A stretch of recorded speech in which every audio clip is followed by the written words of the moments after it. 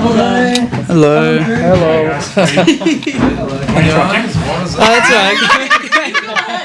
I'll be in and out. No, you're all good. You guys doing it? This stays in the video. This stays in the video. Yeah, don't even worry about it.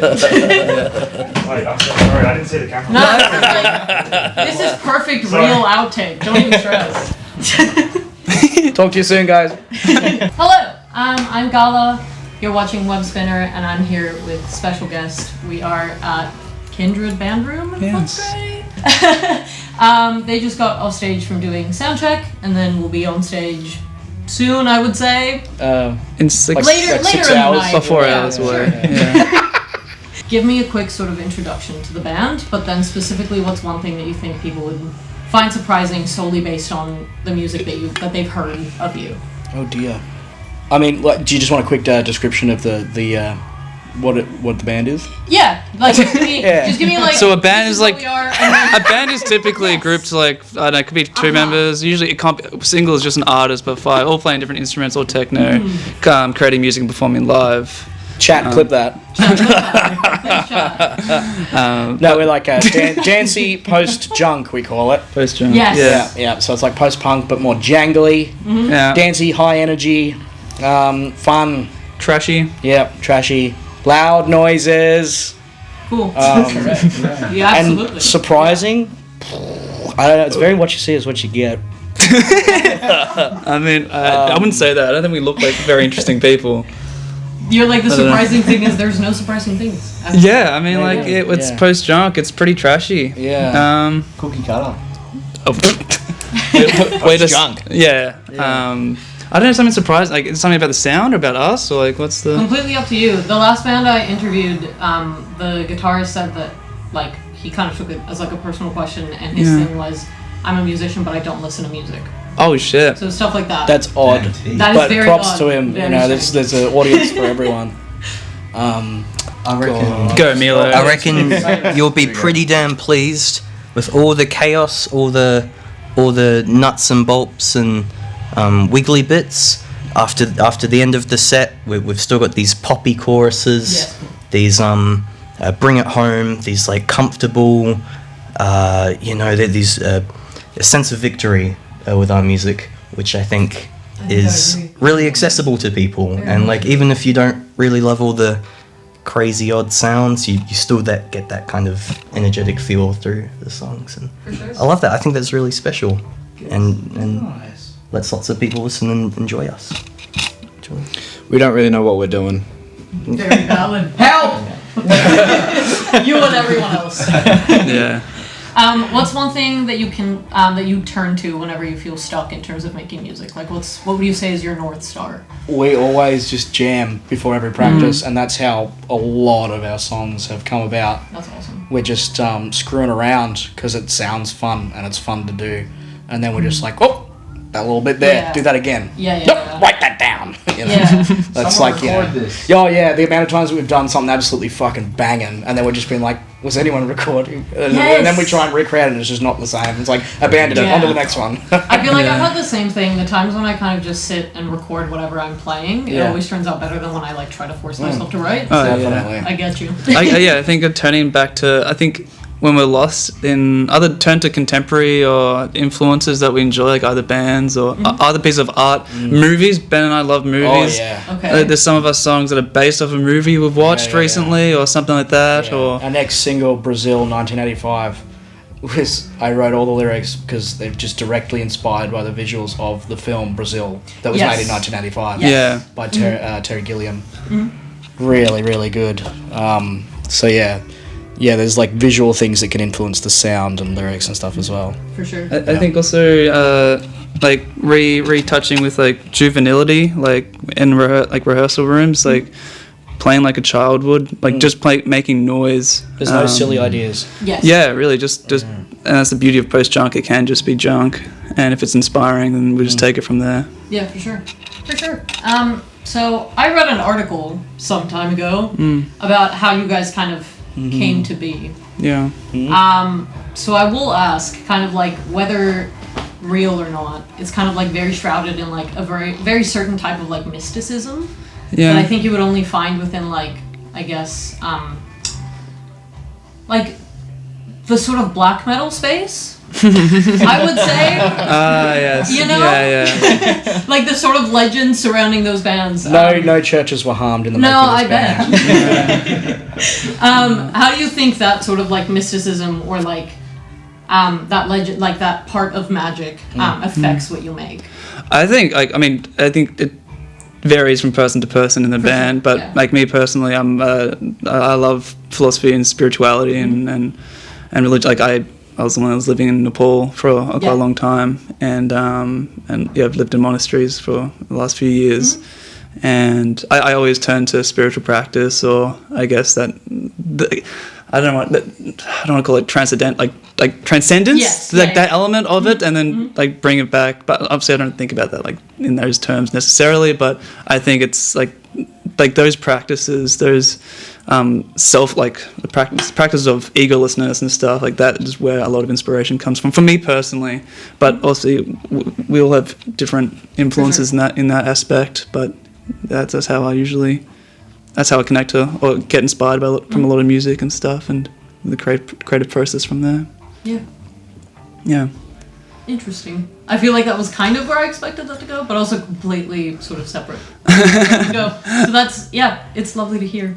Has there been any sort of other moments of maybe like tiny magic that have kind of changed where you thought the band would go, or kind of how a song was going to go, or anything like that? No. Okay. That's so valid. No, I mean, so sometimes I can put it towards like sometimes some things just feel coincidental or like lucky, but the truth of it is that like everything that's been, I guess, presented to us or afforded by us has been through labor. It's like whether we know who produced that labor or not, like it's always done by people's hard work. There's no mystical magic behind the thing. It's just like, the chosen ones. It's like there's been a lot of money, a lot of time.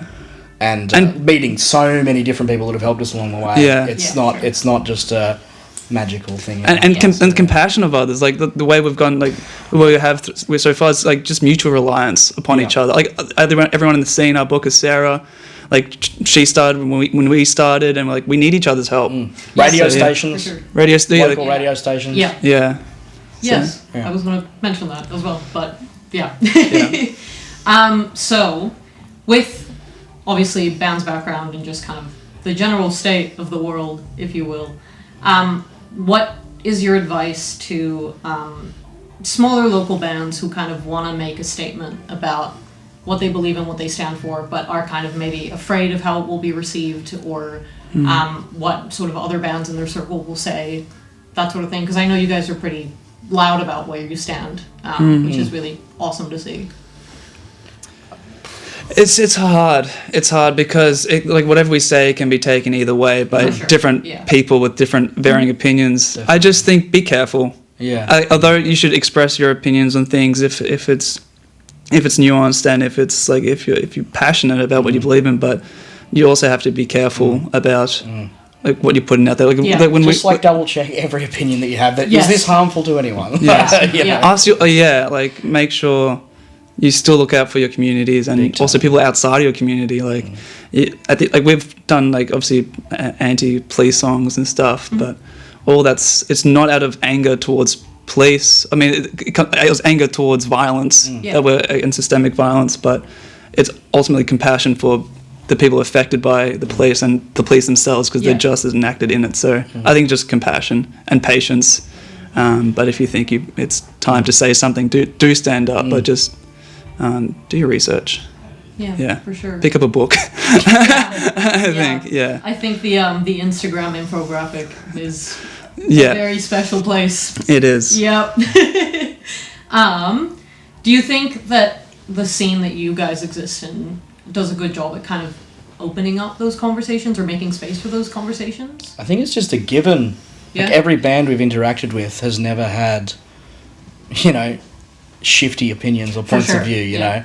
It's, I guess, this scene, because it's such a, the bands that we work with have a lot of, crazy sounds and stuff. They're usually people that are just more open to opinions and experiences, which just makes them, in general, more peaceful people, I guess, because they're willing to experiment so much. Yeah, and a lot of our music is essentially queer. Like, I mean, like, we're a lot of our members are queer as well, but like, the music itself is left of field. In order to explore like that punk or experimental sounds, you do have to be left of field, and usually that does come with more open opinions, because there is an openness towards creativity as well as openness towards ideas. And punk in general has always been accepting of everyone, you know? Yeah, well, that's what I was going to say. Like, kind of the label of alternative should come with those connotations. Exactly. And I think for any band starting as well, I mean, like, we've had offers of bands like who ask us to play with them, and we look at their profile or whatever, and we say, like, I don't think their audience is going to be necessarily our target audience. Yeah. Like, do be picky. Like, you got to make sure, because your audience does reflect you. Yes. And you make an active effort to build up a beautiful community and fan base. And they're the ones that will give back tenfold, because those are the communities that are the most generous and interested in what you're doing. Yeah. They're not just passerbys. Yeah. For sure. Yeah. Okay. Well, more specifically, like music questions. Now that I've gotten all of the journalism. That's my favorite part. How does, I guess, being in a DIY label like BDK like support and nurture the like your ideas when you're creating? Because like you said, they're kind of like left of field, very specific experimentation. Yeah. I guess they were like approached us like very early on. You know, they're giving bands that I guess haven't necessarily like proved themselves. Very small things that they just like the sound of, and they give them a platform, a website to sell your merch on and stuff. And like that helps a lot in the early days. Like one less thing that you have to worry about, which is great. Also, like, DIY labels are not looking for return of investments. I mean, they are to some extent. They don't want to go broke. I mean, a lot of these ones go broke, but like they're not obeying to some sort of corporate criteria. Like, they're doing it because they like. They're doing it because they love doing it. And like, if they make a profit, which hopefully all those DIY labels do, then that's a positive and that's a win. But ultimately, they're just music fans, and that's why they're doing it. It's out of just passion towards creativity and also the local scene. It's not so that's the freedom, and I think is like. They just choose bands they enjoy, and that's a freedom in itself. Yeah, and it's definitely like always the passion that kind of keeps the scene going, rather than I'm here to do a job, I'm here to work Big a job. time. Oh, yeah. Yeah. Yeah. Okay. This is kind of maybe getting into a separate space, but I used to do like a little songwriting course when I was in high school, and one of the things they taught us was how when you write a song, you want to try to write for the space where you want to perform it, if that makes sense. Is that something you ever think about? Like, do you ever kind of write a song and go like, I can't wait to sort of hear this in like a pub in the middle of like the city, or I can't wait to hear this like in an arena or anything like that? Does that ever cross your mind? I mean, I personally don't think about That's that. so valid. Yeah. I've never heard that, honestly. I just think, is this something that I enjoy listening to? Yeah. Is it dancey enough that an audience will like it? And then that's kind of my only criteria. Actually, So valid. I think, I'll pass the mic over to you guys as well after. I think, sorry, I've been hogging it. We create music because we just want to hear it. Yeah, like, it's so bizarre. I think, like, for me, like, I think like in terms of where you want to hear it, I want to hear it in headphones. Yeah. So like, we write songs to. I love hearing them through the computer, lay it out. Yeah, like that's the place I want the song to be like, because that's the ultimate. Because you got so much creative freedom in that. Like, you can fix stuff in post, you can add wacky stuff to it. Like, for me, like, the laptop and headphones is where I want to hear these songs. Yeah, for sure. And then it becomes a matter of trying to translate it to live stuff. Yeah. Do you have a? That was nicely said. Okay. I think like the act of just 5 people all working towards the same thing in a space together, I think is Same mindset. probably my biggest reason why I love it so much. It's just there making music together. Yeah. That's what I'm thinking about. Yeah. Personally. Yeah. I want people like us to be cranking our shit in the shower Yeah. and like blasting it in the car, and I love the headphones because for me headphones are my intimate space, you know. Yes. And I want people to be gravitating to those environments to listen to music and enjoy it. Also, like, if you're writing a song for, it's like, how is it going to sound in a pub? The thing is, or like a festival, you're not going to be the one listening to it. Yes. That means like if you're writing it for a venue, that means you're writing it for the audience. Like, screw that. Like, write it for yourself. Because you're not going to be able to hear it in a festival because you're playing it. Like, you're not going to be able to hear the full form of it. So I think that's ridiculous. Yes, I completely agree. Yeah. Maybe this was secretly just like a subconscious question. Yeah.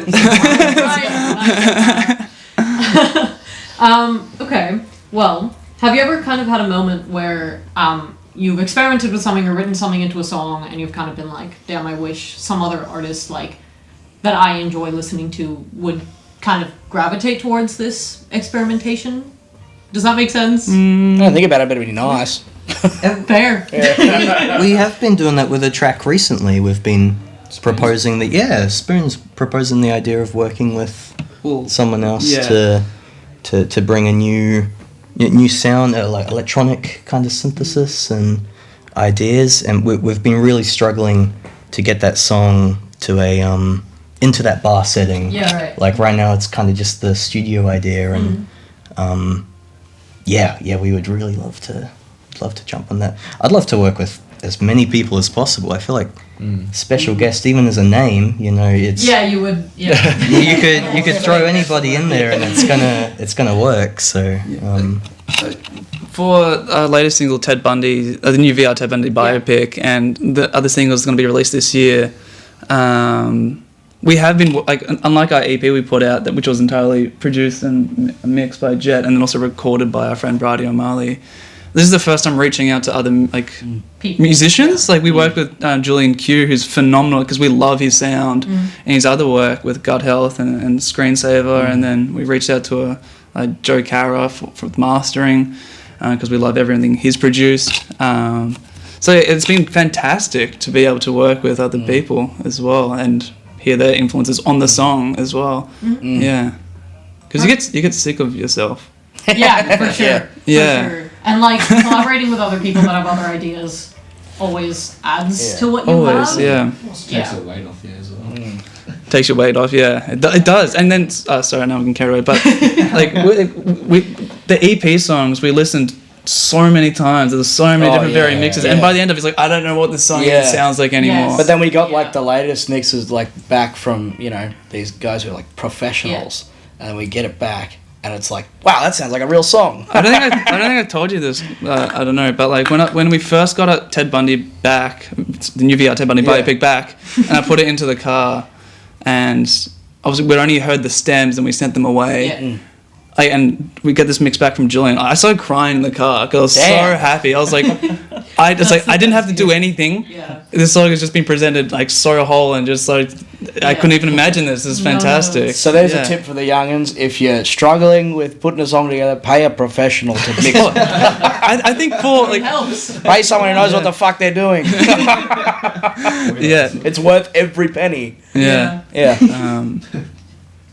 Okay. Well, I'm gonna kind of close it off with out of all the experiments and all of the like funky risks you've taken sonically, which one do you think is the biggest risk you've taken to kind of get your sound to where you're happy with it and where you want it to be? That's a good question. Biggest risk. Have we been risky? I would say just doing a post-junk project for the start is risky. It's not the most popular of subgenres. Starting a band is risky. Like honestly, I think honestly, like once again, not to say that's a leading question, or not to tear apart your question, but yeah, like starting a band is risky in its of itself. Wait, what's the question again? What's the riskiest thing you've done? Oh like saying that once again, risky implies that there is some sort of investment you want to get back out of it. Yeah, for sure. Because you're taking a risk, so that means there's an end goal you're trying to achieve through some like tangential, thing. Yeah. But the thing is, I don't think we've ever thought about return of investment on any songs. It's literally, this sounds exciting to me, let's do that. And I don't think we've considered it risky because we're not thinking about the end result to that you're extent. just kind of doing things. Yeah, I hope that makes somewhat sense. No, It's never felt like a risk. Yeah, for sure. We just keep doing what we find interesting and enjoyable, and then if it's not enjoyable, move on. Yeah. Yeah, if it doesn't sound good, we're just like, well, we just won't do it. And if it sounds good, it's not a risk. Yeah.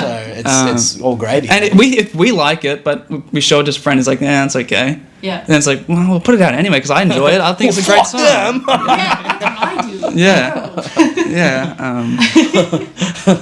Anyway, that's No, what I you're think. right. You're right. Do you have anything that you want to highlight? Any other shows coming up? We're going to Poland. Yeah. That's crazy. Yeah. Whoa. We're going to Poland end of July 22nd. Oh, wait, we're playing August 1st. August 1st at Poland Rock Festival. Poland Rock Festival, the largest music festival in Europe. 750,000 attendees. It's going to be a hoot. Second main stage, 7:30 p.m. Saturday. See you Polish fans out there.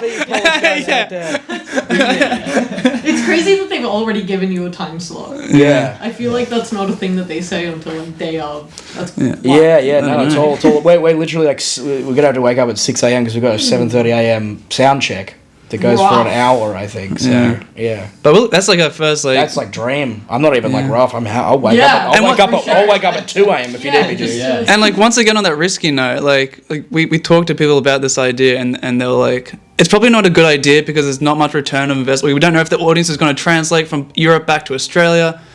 We're not seeing it as risky because there's no like who cares? Like we're going to Poland. It's fun. It's fun. Like stop thinking. Yeah, it's not risky for us. Yeah. It's just this is going to be a good time. And we keep saying like money comes and goes. Yeah. But, for sure. But this is like bang. This is huge. Yeah. Like, I would feel personally, I would be on the deathbed regretting that if I said no. Yeah. Yeah. Kind of thing. Yeah. Type shit. Type shit. Yeah. For sure.